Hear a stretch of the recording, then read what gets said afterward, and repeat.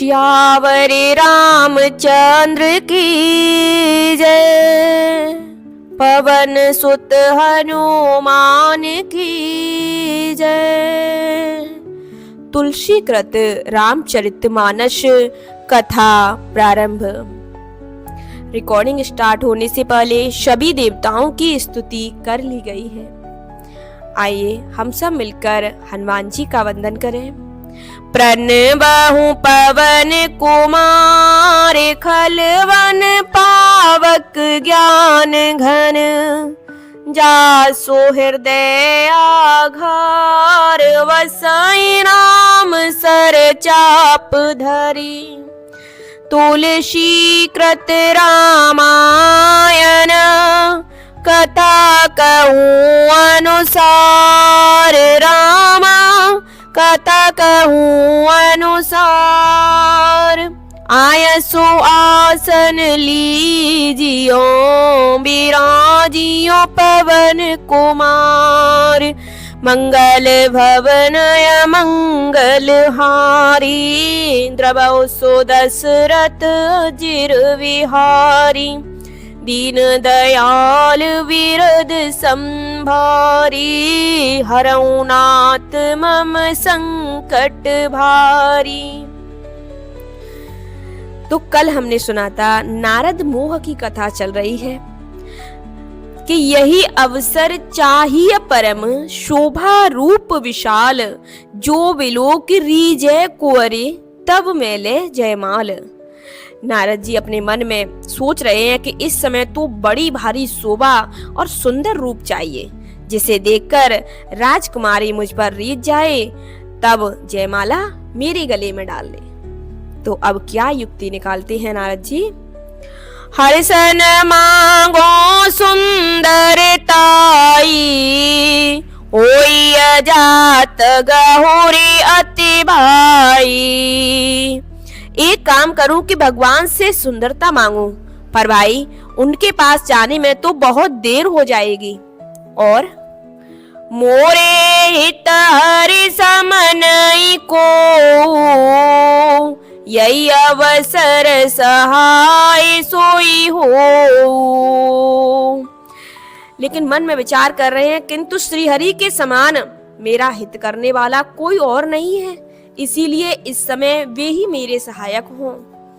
और बहुविधि विनय कीन तेई काला, प्रगटे प्रभु कौतुकी कृपाला। उस समय नारद जी ने भगवान की बहुत प्रकार से विनती की, तब लीला में कृपालु प्रभु वहीं प्रकट हो गए। और प्रभु बिलो के मोने नयन जोड़ाने, ओय काजो ही हरसाने। स्वामी को देखकर नारद जी के नेत्र शीतल हो गए और वे मन में बड़े ही हर्षित हुए कि अब तो काम बन ही जाएगा। अति आरती कई कथा सुनाई, करऊं कृपा करे हो सहाई। नारद जी ने बहुत दीन होकर यह कथा सुनाई कि प्रभु इस तरह से यहाँ एक राजकुमारी है जो अत्यंत सुंदर है, वो स्वयंवर कर रही है अपना, इसलिए मुझे आपकी सहायता चाहिए। और प्रार्थना की कि कृपा कीजिए और कृपा करके मेरे सहायक बनिए प्रभु। क्या करें? आपन रूप देव प्रभु मोही, आन भांति नहीं पावो होई। हे प्रभु आप अपना रूप मुझको दीजिए, और किसी प्रकार से मैं उस राजकन्या को नहीं पा सकता। और जय विधिनाथ होय हित मोरा, करऊं सो बेगे दास मैं तोरा। और जाने अनजाने नारद जी ने सत्य बात कह दी कि हे नाथ, जिस तरह मेरा हित हो आप शीघ्र वही कीजिए। निज माया बल देखी विशाला, यह से बोले दीन दयाला। तो जब नारद जी ने ये कहा कि हे प्रभु, जिस तरह से मेरा हित हो आप वह शीघ्र कीजिए, मैं आपका दास हूँ, तो अपनी माया का विशाल बल देखकर दीन दयालु भगवान मन ही मन हंस करके बोले, क्या बोले प्रभु? जे विधि होई परम हित, नारद सुनो तुम्हार, सोई हम करब न आन कछो, वचन नम्र हमार, वचन नम्र हमार। मंगल भवनाय मंगलहारी, द्रवौ सुदशरथ अजिर विहारी। तो भगवान बोले, हे नारद जी सुनो, जिस प्रकार आपका परम हित होगा हम वही करेंगे, दूसरा कुछ नहीं, हमारा वचन असत्य नहीं है। और आगे कहते हैं, कुपत माग रोज व्याकुल रोगी, वेद न दे सुनऊ मुनि जोगी। हे योगी मुनि सुनिए, रोग से व्याकुल रोगी कुपत्य मांगे तो वेद उसे नहीं देता। यही विधि हित तुम्हार मैं ठयऊ, कायस अंतरहित प्रभु भयऊ। इसी प्रकार मैंने भी तुम्हारा हित करने की ठान ली है। ऐसा कहकर भगवान अंतर ध्यान हो गए और माया विवश भये मुनि मूढ़ा, समुझी नहीं हरि गिरा निगूढ़ा। भगवान की माया के बसीभूत हुए मुनि ऐसे मूढ़ हो गए कि वे भगवान की स्पष्ट वाणी को भी नहीं समझ सके। और गबने तुरत तार सिराई, जहाँ स्वयंवर भूमि बनाई। और ऋषिराज नारद जी तुरंत वहां चले गए जहाँ स्वयंवर की भूमि बनाई गई थी। निज निज आसन बैठे राजा, बहु बनाव कर साहित्य समाजा।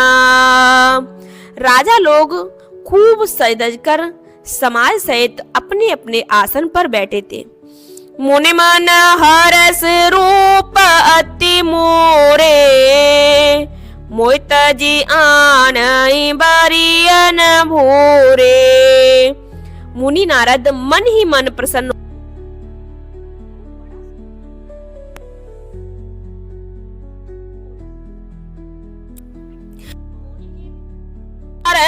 कृपा निधाना, की न कुरूप न जाय बखाना।